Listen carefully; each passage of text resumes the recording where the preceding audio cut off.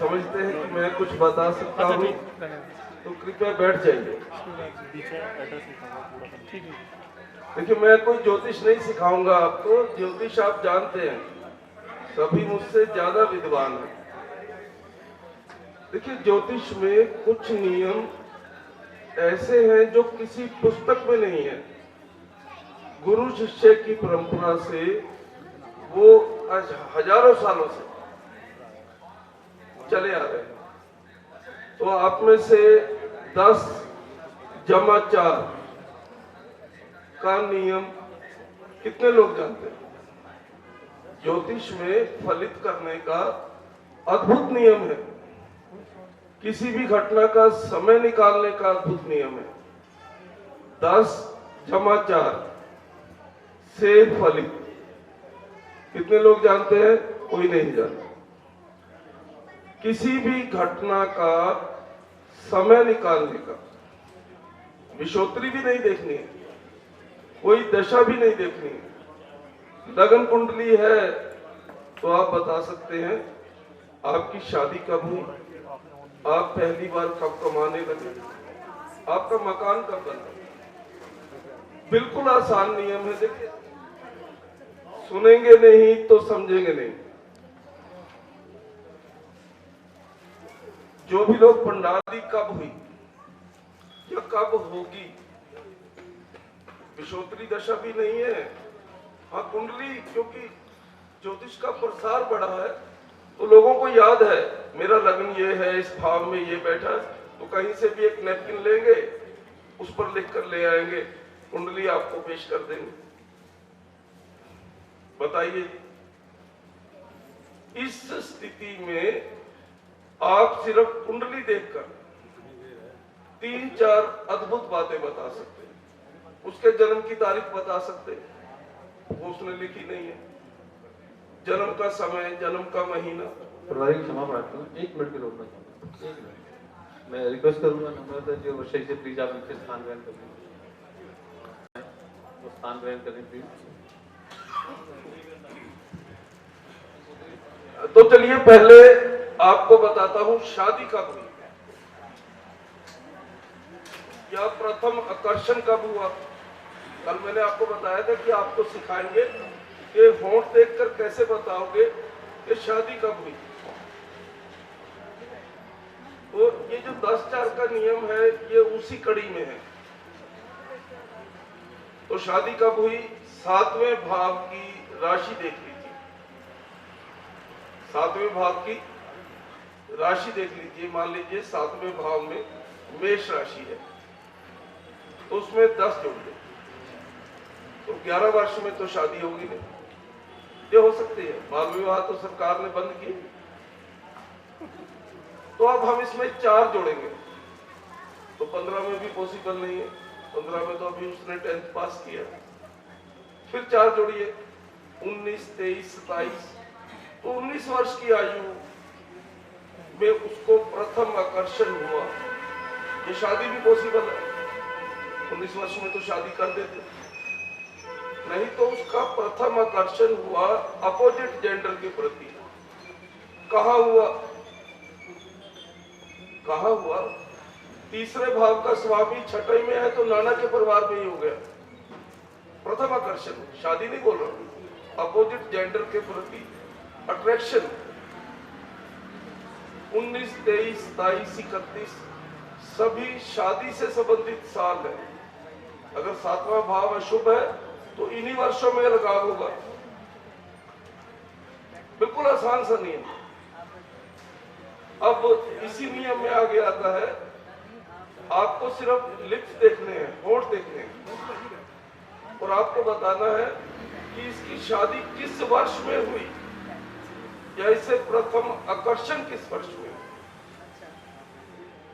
तो लगन आपके चेहरे से दिखता है।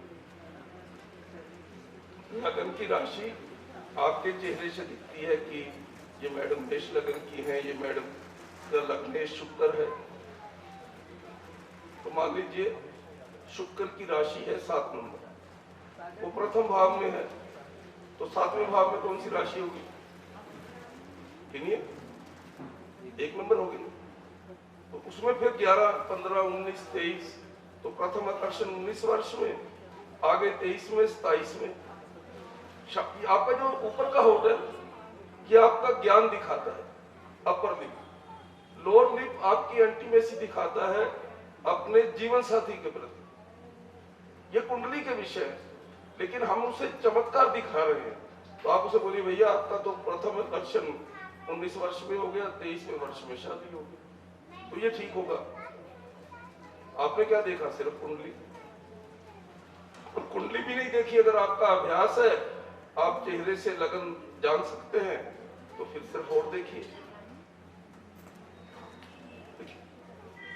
प्रथम भाव में अगर शनि है, उसकी 7वें पे दृष्टि है, तो भी कट्स लवली नहीं होंगे, होठ मोटे होंगे। सूर्य की फेस रीडिंग का मैंने आपको डाला है ग्रुप में, पढ़िएगा आप। ये आपको मैंने एक नियम बताया। अभी बात चल रही थी हथेली की, केमिस्ट्री पर लोग बोल रहे थे, अच्छा बोल रहे थे, सभी ज्ञानी हैं। तो सभी 9 ग्रह है और 12 राशि आपके हाथ पर है। किसी के हथेली पर कहीं भी तिल है तो वो हाथ खड़ा कर लीजिए। कहाँ है वहीं से बता दीजिए। सूर्य पर्वत पर है। नहीं, मध्य में है। सूर्य और शनि, देखिए पहले तो इसका सूर्य और शनि की जो दूरी है ना,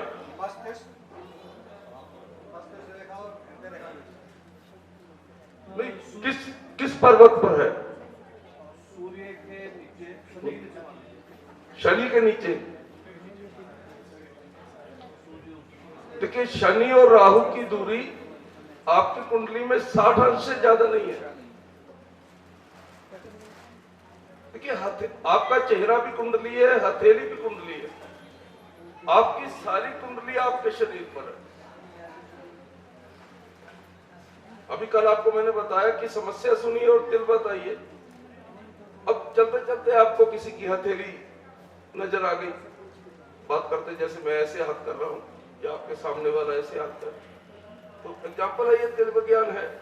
तो तिल विज्ञान में यहाँ मीन राशि है, ये 12 राशि है, इस उंगली पर है ना, 12 की 12 राशि। आपको एक चित्र डाला है ग्रुप में, देखिए प्लीज। आपको एक हथेली का चित्र हमारे सम्मेलन के ग्रुप में डाला है। तो अब क्या है, आपको पता चला कि मीन राशि में तिल है, तो आप उन्हें बोलिए भैया आपकी कुंडली में मीन राशि में कोई ग्रह अशुभ बैठा है, क्योंकि तिल कब होगा। देखिए बहुत सारे ग्रंथों में तिल के बारे में बहुत अजीब अजीब लिखा है, यहाँ तिल है तो कंगन मिलेगा, यहाँ तिल है, ऐसा कुछ नहीं है। तिल से अगर आपको फलित करना है तो आपको कुंडली चाहिए ही चाहिए। और समस्या से तिल बताना है, फिर कुंडली नहीं चाहिए। बिल्कुल आसान है। फेस रीडिंग और तिल विज्ञान आपस में भाई बहन है। कल आपको तिल विज्ञान के बताए ना, सभी 12 भाव आपके चेहरे पर ही। प्रथम भाव यहां है, माथे का ऊपरी हिस्सा। दूसरा भाव राइट आई, तीसरा भाव राइट ईयर, चौथा भाव ये आईब्रोज के बीच का जो स्थान है ना, ये आपकी कुंडली का चौथा भाव है। ये फेस रीडिंग के भाव है, तिल विज्ञान के भाव कल बता दिए थे। सभी 12 भाव आप कुंडली में कैसे देखोगे और चेहरे पर कैसे देखोगे। तो अब आपको अपनी माता से कैसे संबंध है, प्रॉपर्टी कैसी है, माता से आर्गुमेंट तो नहीं करते, माता से इंटीमेसी है या नहीं, तो कहां से देखोगे। सिर्फ आपको ये आईब्रोज के बीच में, दोनों भावों के बीच में जो स्थान है, ये चौथा भाव है। बिल्कुल नई बातें हैं, आपको नई लग सकती हैं। अभी मैंने शुरू ही ऐसे किया था। देखिए ये 10-4 का नियम है ना, इसके बारे में थोड़ा सा रावण संहिता में लिखा है बस, नहीं तो 10-4 के नियम का किसी ग्रंथ में उल्लेख नहीं है। किसी भी घटना की प्रेडिक्शन करने के लिए यही नियम लगेगा। चलिए मैं पहले चेहरे के भाव कंप्लीट करता हूं, फिर ये 10-4 का नियम आपको थोड़ा और एक्सप्लेन करता हूं। 5वां भाव आपकी पलक है। किसी फीमेल को पुत्र संतान है या नहीं, किसी का एजुकेशन लेवल क्या है, तो आपको सिर्फ उसकी आईलिड्स देखनी है, पलकें देखनी है। 6ठा भाव आपकी ये नेकबोन है राइट साइड की। देखिए नेकबोन इसको बोलते हैं वैसे, जो ये शोल्डर पर, लेकिन फेस रीडिंग में नेकबोन ये है जो हमारी गर्दन को धड़ को जोड़ती है। ये 6ठा भाव है। यहां से देखकर भी आप बता सकते हैं कि इसे पुत्र है या नहीं है, कोई कुंडली नहीं चाहिए। 7वां भाव आपके लिप्स है। देखिए वैदिक से जुड़ा हुआ है। अश्विन नक्षत्र यहां होता है, पुनर्वसु यहां है, पुष्य यहां है, अश्लेषा यहां है, आद्रा यहां है, पूर्वाभाद्र, यानी सभी 21 नक्षत्र, सभी 27 नक्षत्र कालपुरुष के शरीर पर है। तो आप कालपुरुष के रिप्रेजेंटेटिव हो, देव रूप हो। सभी 12 राशि भी आपके शरीर पर ही है, तो कालपुरुष भगवान विष्णु का रूप है और सभी मानव देव रूप है। तो हम कहां थे? 6ठे भाव पर। 7वां भाव आपके लिप्स है। तो आपके पारिवारिक रिलेशन, आपके अपने पार्टनर से रिलेशन, आपके अपने जीवन साथी से रिलेशन, ये सब 7वें भाव से देखते हैं। देखिए ये पुनर्वसु नक्षत्र है गुरु का, इसका स्वामी गुरु है। ये पुष्य नक्षत्र है शनि का। जो गुरु और शनि के मध्य की चीज है, जहां हमारी मूंछ होती है, ये गुरु और शनि का कंबाइंड क्षेत्र है। कुंडली में गुरु और शनि की क्या स्थिति है? कोई स्त्री जैसा पुरुष है, यानी किसी पुरुष का स्वभाव स्त्रियों जैसा है। कहां से देखोगे? यहां से। कोई स्त्री पुरुषों जैसी है, कहां से देखोगे? यहां से। क्योंकि गुरु और शनि का कॉम्बिनेशन है। गुरु पुरुष ग्रह है, शनि नपुंसक है, और गुरु और शनि जब जुड़ेंगे तो पति पत्नी का जोड़ा तो बनेगा नहीं। क्या बनेगा? एक नपुंसक और एक पुरुष का, या एक नपुंसक और एक स्त्री का जोड़ा बनेगा। तो यहां से आपको पता चलेगा कि ये जो सामने मेरे बैठा है, ये महिलाओं जैसा पुरुष है या ये महिला पुरुषों जैसी है। बिल्कुल आसान नियम है फेस रीडिंग के। 8वां भाव आपकी लेफ्ट नेक बोन। देखिए 6ठा भाव 5वें का लाभ स्थान है। तो 6ठे भाव से पुत्र क्यों देखोगे आप? मैंने कहा ना, यहां से पुत्र देखिए, बताइए कि इस फीमेल को मेल बेबी है या नहीं है। इसका 6ठा भाव 5वें का लाभ स्थान है। ऐसे ही 8वां भाव 7वें का लाभ स्थान। तो ससुराल से क्या मिलेगा? धन कितना मिलेगा? पत्नी से, जीवन साथी से। तो आपको ये इस नेकबोन पर ध्यान रखना। अभ्यास से आ जाएगा, बहुत मुश्किल नहीं। 9वां जो भाव है, अभी आपको मैंने क्या कहा, पहला भाव है फोरहेड का अपर पार्ट। 9वां भाव क्या है? भावों के बिल्कुल ऊपर जो हमारा माथा है, ये 9वां भाव है। 10वां भाव आपके चिक्स है, गाल, कैरियर से रिलेटेड है। किसी का भी कैरियर जब स्टेबल होता है ना, सबसे पहले उसके गाल भर जाते हैं। अगर वो पिचका हुआ भी है तो यहां चल भी आ जाएगी। और किसी को, लेडीज को डिंपल है या किसी जेंट्स को डिंपल है, उनके भी पति केयरिंग नहीं होते। डिंपल लवली स्पोर्ट नहीं है, राहुल गांधी के हैं, देखिए तो हमारे मोदी जी को भी है। जो ये गाल के डिंपल है ना, ये जीवन साथी आपको सिर्फ सुविधा देता है। गाल में अगर डिंपल है तो जीवन साथी हर सुविधा बना देगा आपके लिए, क्या खाओगी, क्या पहनोगी, लेकिन एक एंटीमेसी जो होती है वो नहीं बनेगी। बिल्कुल सिंपल नियम है। 11वां भाव हमारा लेफ्ट ईयर है और 12वां भाव हमारी लेफ्ट है। 3रा भाव पराक्रम होता है और 11वां भाव इनकम है। तो ये दोनों कान से देखे जाते हैं। फेस रीडिंग की पीडीएफ मैंने आपको डाल दी, इंग्लिश में है, उसको हिंदी में ट्रांसलेट करके 12 ही स्टेप होते हैं फेस रीडिंग के। टोटल देखिए भाव भी 12 है, 12 भाव फेस पर कैसे हैं ये आपको बता दिया। फेस रीडिंग करोगे कैसे, इसके भी 12 ही स्टेप है। तो पहला स्टेप है फोरहेड। जब आप किसी की फेस रीडिंग शुरू करते हो सबसे पहले उसका फोरहेड देखेंगे। सेकंड देखेंगे स्पेस बिटवीन आईब्रोज। ये जो तो आपकी भवों के बीच का स्थान है, यदि ऊपर से नीचे को आना है, फेस रीडिंग के नियम है, कुछ भी हवा में नहीं बोल दोगे। जो ज्योतिष के नियम है ऐसे ही मुखाकृति विज्ञान के नियम है, वैदिक से जुड़े हुए हैं। आपकी नाक अच्छी नहीं है या नाक चेहरे की एवरेज में नहीं है तो पुनर्वसु नक्षत्र गुरु का है, तो गुरु की स्थिति कुंडली में ठीक नहीं है। आश्लेषा नक्षत्र बुध का है, वो यहाँ चिन्ह पर होता है, बुध बचपन है। अगर चिन्ह में डंप है तो बचपन हार्डनेस में बीता। सिंपल नियम है ये। इसमें हम आपको जादू, देखिए सामने वाला चमत्कार चाहता है, आप भी चमत्कार कर रहे हो, लेकिन वैदिक में कोई चमत्कार नहीं होता। वैदिक गणना आधारित है, कैलकुलेशन बेस्ड है।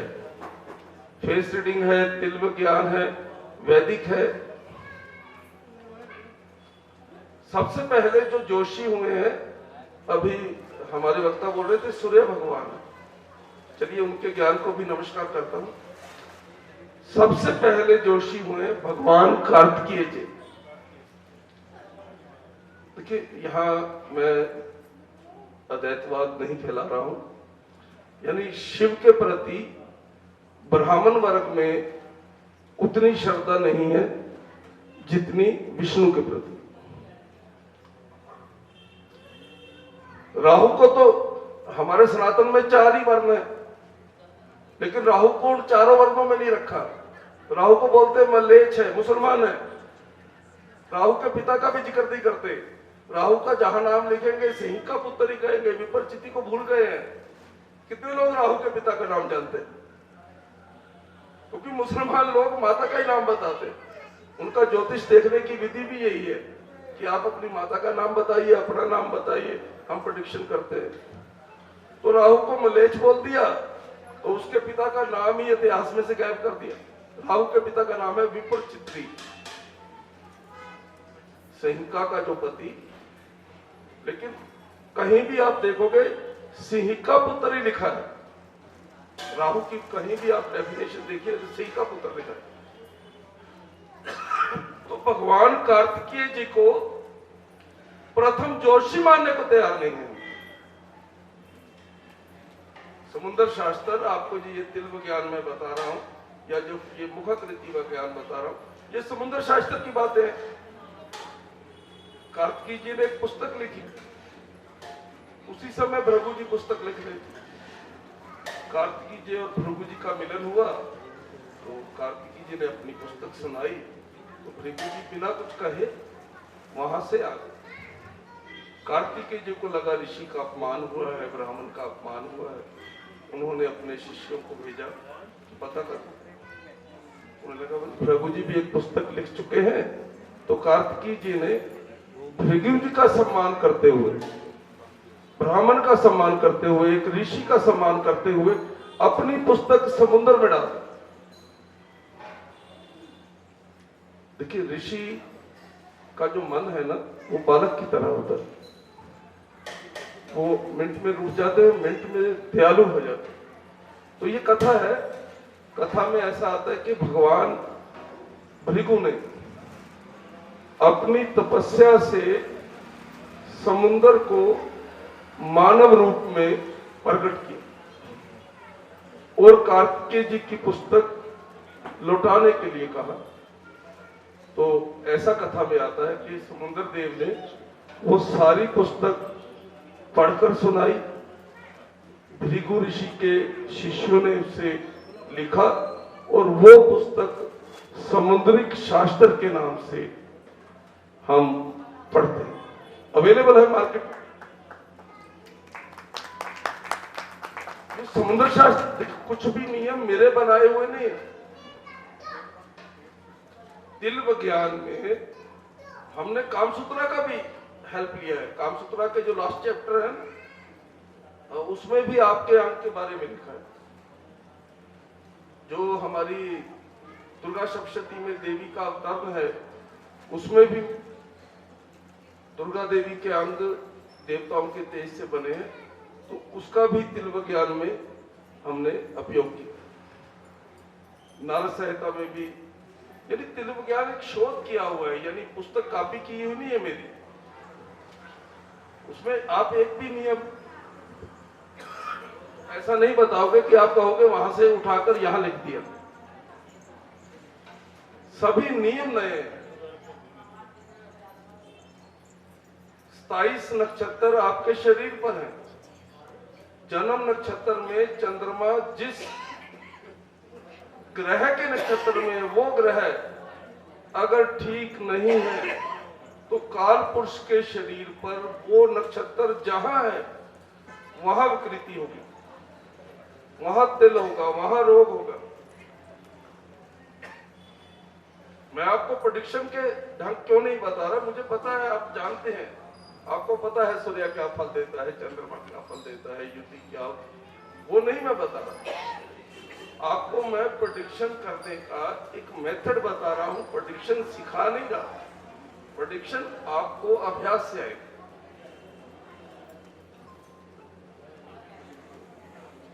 एक है मैं बताऊंगा, उसके बाद समय हो गया। कुंडली कितने लोगों ने सुनी है?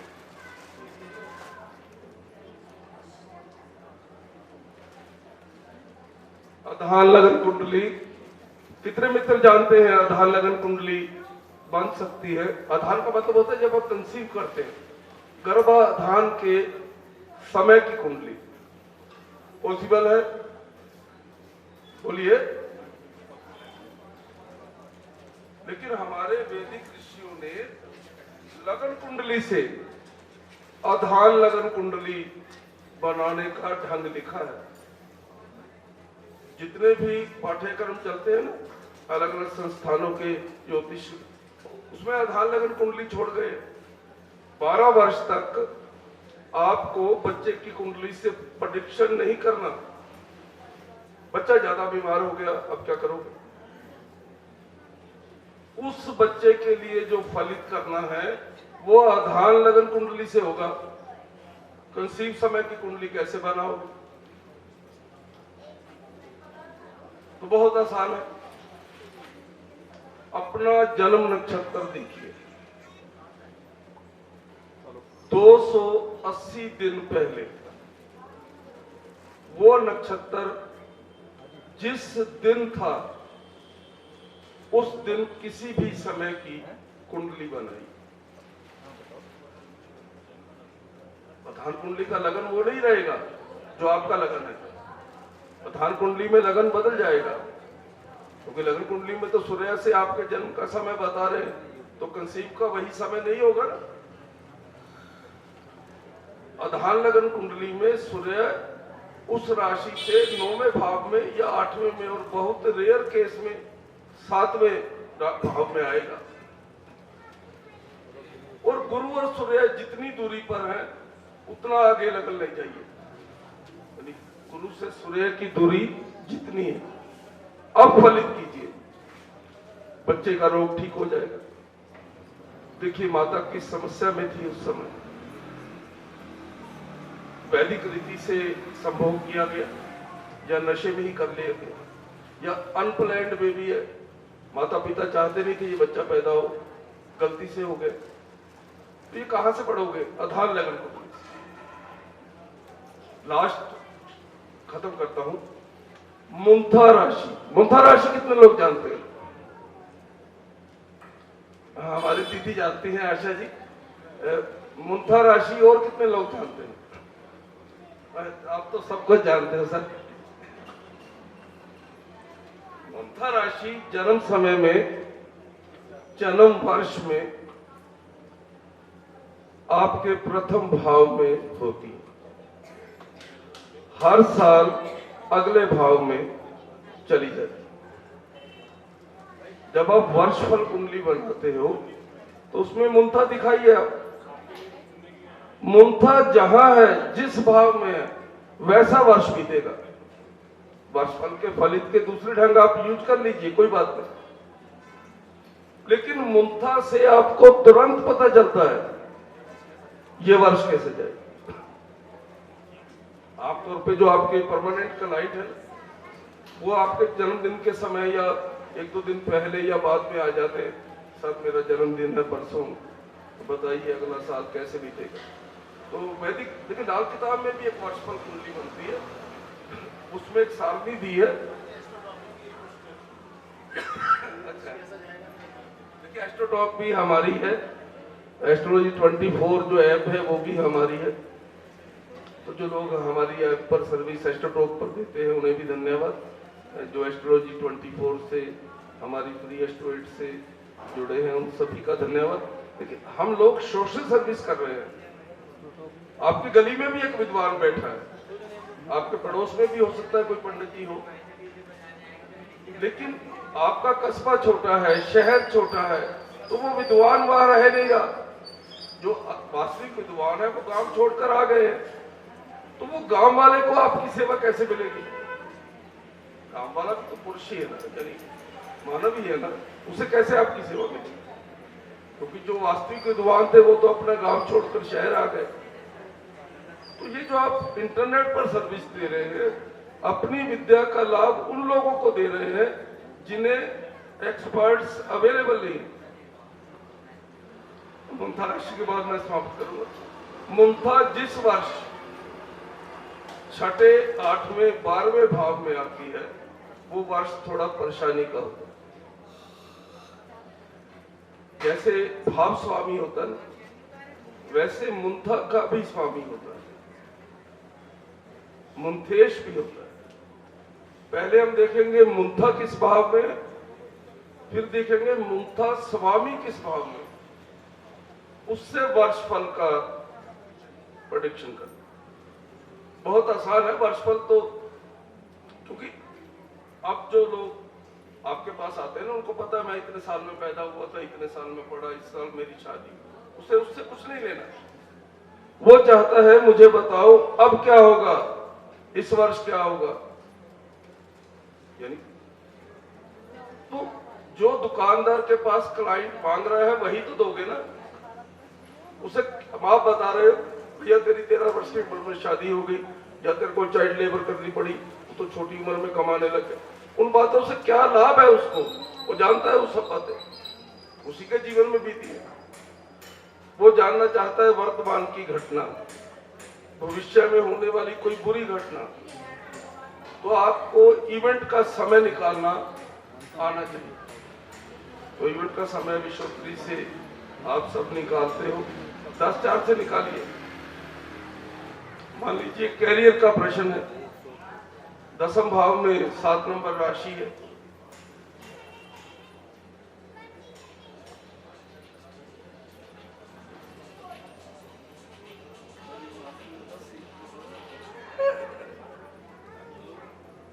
तो मान लीजिए 10वें भाव से संबंधित प्रश्न है, वहां 7 नंबर राशि है, तो उसमें जब आप 10 जोड़ोगे तो 17 आ जाएगा।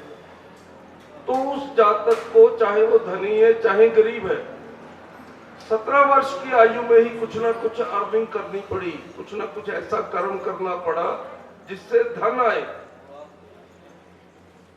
सभी 12 भावों में 10-4 ऐसे ही लगता है। अब आप कहेंगे 10 ही क्यों जमा करते हो? क्योंकि ये आपको किसी पुस्तक में नहीं मिलेगा। आप हमारे मंसूरी सम्मेलन में आए, आपको याद रहेगा कि ये वहां सीखा था। इवेंट निकालना आपकी जरूरत है ना। हर व्यक्ति आपके पास क्या पूछने आता है, मैं विदेश कब जाऊंगा,